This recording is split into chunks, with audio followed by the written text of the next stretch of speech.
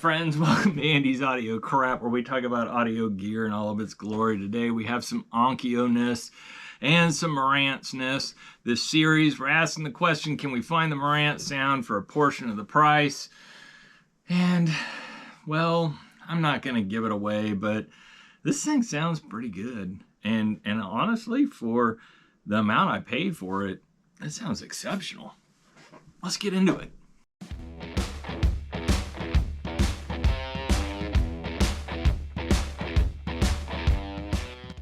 Now, if you've already watched one of the videos in this series, or multiples, well, let's say if you haven't, you need to go watch one. But if you have already, this Marantz portion just stays the same. Go ahead and skip ahead to about 6.5 minutes, 7 minutes, and you'll get to watch the Onkyo portion. Please do keep in mind, I like Marantz. Don't get all like panties in a bunch, thinking that I don't like Marantz, that I'm out to get Marantz, that there's a conspiracy.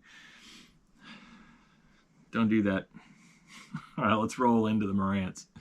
Hopefully you're already familiar with Marantz. They have a long legacy of creating some of the most sought after, most desirable receivers and amplifiers. This in particular is a 2230. The 2230, they sold, I don't know how many hundreds of thousands of these, but they used to be a dime a dozen. You could go out on any alley and find 2 or 3 of them. I'm being a little sarcastic, but 10 years ago these were next to worthless. Now these are just going through the roof. So why? Well, they sound absolutely killer good. In my pursuit to find something that can substitute in for this, I'm going to be looking at several different categories. This is my receiver stereo amp score sheet, and every amp that I compare to the Marantz is going to get a score sheet.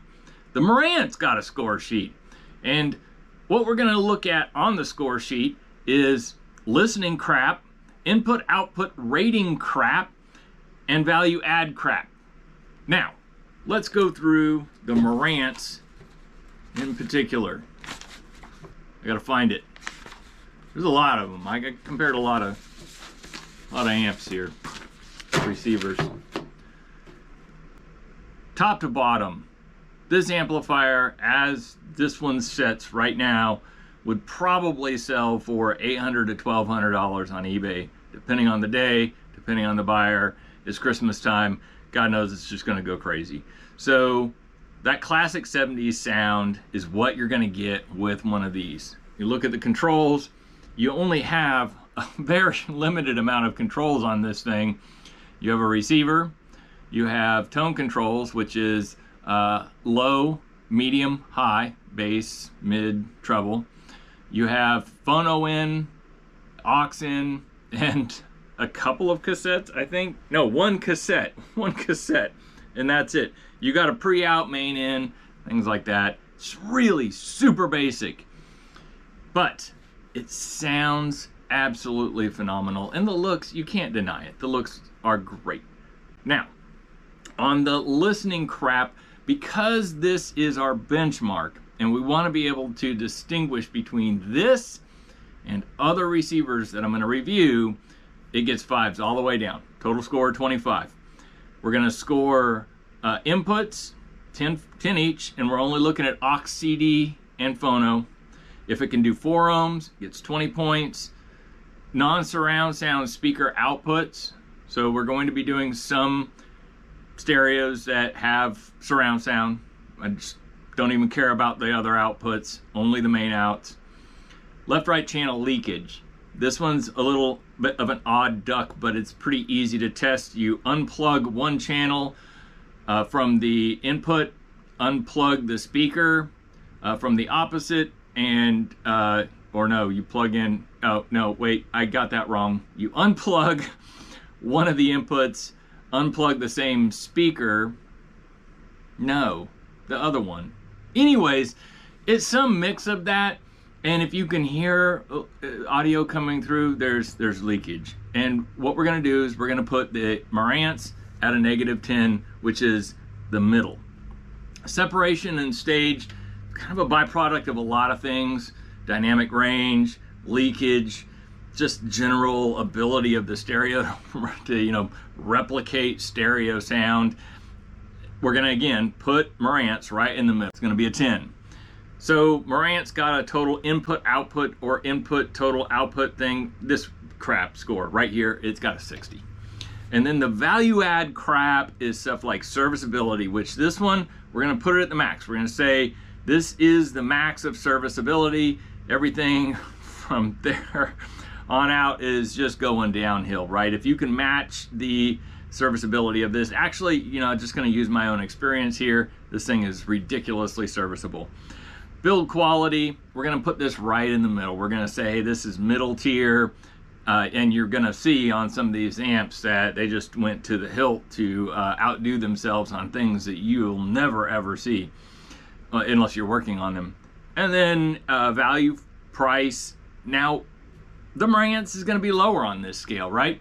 It's very expensive for what it is, for how many watts you're getting, and well, you'll see as you watch these videos, you'll see.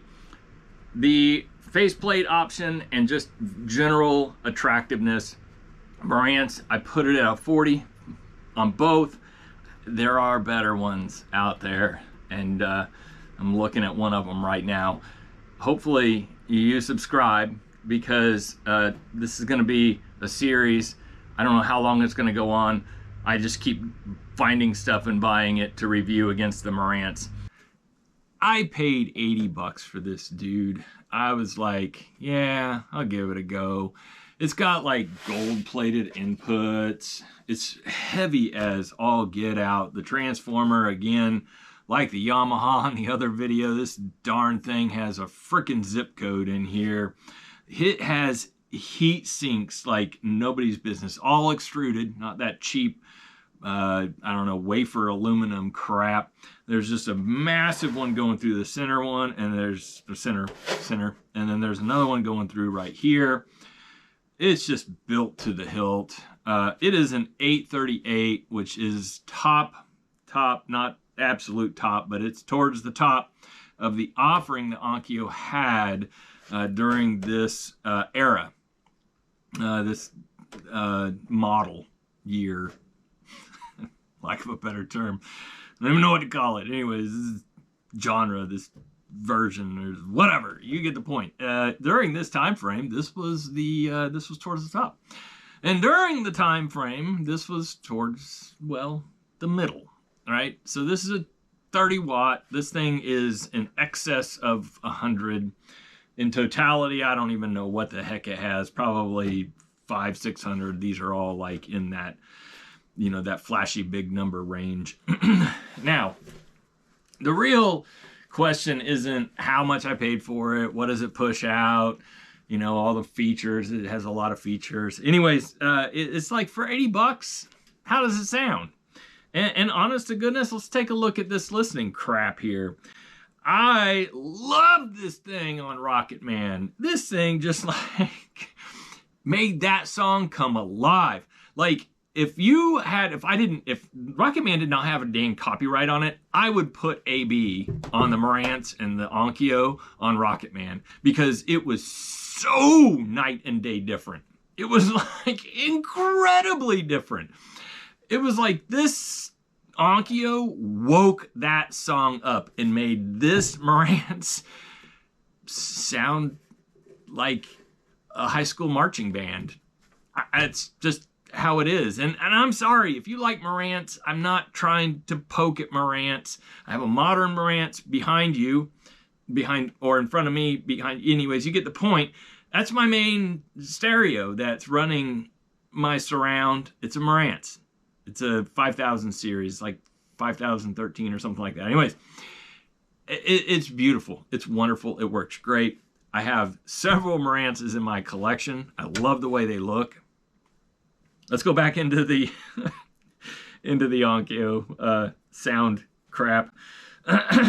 Okay. Mama said in Enter Sandman, this thing was built during the era that those songs came out.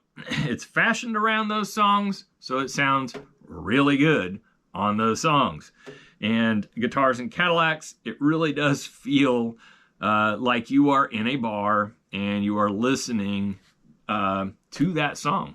And that's just it. It sounds really good. And again, compared to the Marantz doesn't really bring that live in a bar sound stage, I guess, is the atmosphere. It doesn't bring that atmosphere in. This does. This thing wakes that song up pretty good. But Rocket Man, oh my God, I can't even describe to you how good it. I almost gave it a 10. But this was like in the middle. I didn't know what else I was going to listen to. I didn't know how much better that song could get. I think there's only one amp that got a 10 on that song, receiver, whatever you want to call it. Anyways, okay, so it cannot do 4 ohm, and that is usually a bad sign, okay? At least not that I could find it. I think it's labeled here on the back for 6 ohm. Yeah, 6 ohm's the min. That's not good. That's usually a sign of a power supply that's not adequate to push that kind of power through. So take that for what it is. As far as like the leakage, left-right leakage, none that I could detect. All right, so earlier in this series, I mentioned that there was only going to be a couple of them that did not have left-right leakage. This is one of them. This one, there was nothing. None. Zero. There's a big fat zero. None. Zilch. The Harman Kardon 430 Twin had no leakage. And I think there is one more. Not quite sure if I've done that review yet. So as far as like this input-output rating crap area that we're talking about right now, it got a 60, which is quite low. And it got dinged basically because it can't do the 4 ohm. That's a pretty significant concern, in my opinion. Some people may not care about it at all. They may just run 8 ohm speakers all day long. But you know, that's just an extra safety net. If you hook something up wrong or somebody in 4 ohm, and you're not going to burn it up. Not that I hook things up wrong or anything. I never fried an amplifier in my entire life. Never. As far as the value add crap you got on here, it's like serviceability. It's kind of a middle of the road serviceability, a little bit lower than middle of the road. They made a lot of these. There's a lot of parts out there. You can find them. As far as like the internals, the amplifier and everything, you should be able to find service components for it. Is it worth servicing it at $80? I don't know. Depends. If you have an emotional attachment to yours, maybe so. I just throw it away and get another one. As far as like price value, off the charts. It got a 50 on that one. There's a couple of them on this review, this series, that got a 50 for price to value. As far as like the visual, nah. It's just another blackface. The thing about blackface receivers like this is like when you back up in a dimly lit room, they all look the same, right? And this just blends right into that. I do like that it's like metal, like all metal on the outside. None of that cheap plastic crap. I think it has, no, it has digital coax in, but it doesn't appear to have,